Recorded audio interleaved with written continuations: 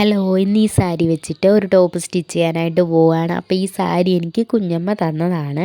അപ്പോൾ ഇതിൻ്റെ same colour ലൈനിങ്ങിൻ്റെ തുണി എടുത്തിട്ടുണ്ട്. ആദ്യം ലൈനിങ്ങിൽ കട്ട് ചെയ്തിട്ടാണ് നമ്മൾ നല്ല തുണിയിൽ കട്ട് ചെയ്ത് സ്റ്റിച്ച് ചെയ്യുന്നത്.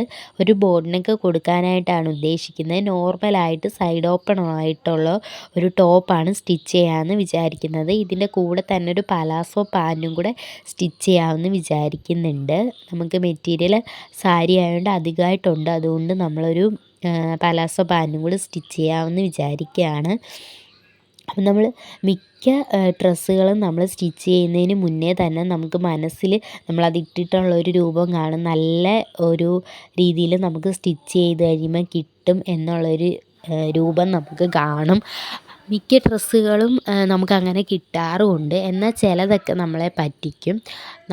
നമ്മൾ വിചാരിച്ച പോലെ കിട്ടില്ല. എന്തെങ്കിലുമൊക്കെ പ്രശ്നങ്ങൾ കാണും. നമ്മൾ സ്റ്റിച്ച് ചെയ്യാൻ മനസ്സിൽ അങ്ങനെ വിചാരിച്ചാലും നമുക്ക് സ്റ്റിച്ച് ചെയ്ത് വരുമ്പോൾ അത് ശരിയാവാതെ വരുന്ന ഡ്രസ്സസൊക്കെ ഉണ്ട്.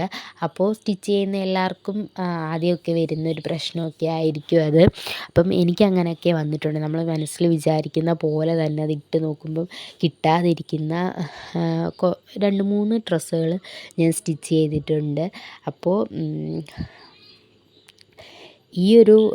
ഈ ടോപ്പും പാൻറ്റും ഞാൻ ഫുൾ സ്ലീവാണ് ഇതിന് കൊടുക്കാനായിട്ട് ഉദ്ദേശിക്കുന്നത്. അപ്പോൾ പലാസോയും ഫുൾ സ്ലീവും കൂടി എങ്ങനെ ഉണ്ടാവും എന്നറിയില്ല. അതുപോലെ ഇതൊരു പ്ലെയിൻ സാരി ആയതുകൊണ്ട് പാൻറ്റും ടോപ്പും ഒരേ കളറായതുകൊണ്ടും ഇതെങ്ങനെയാണെന്നുള്ള കാര്യം അറിയില്ല.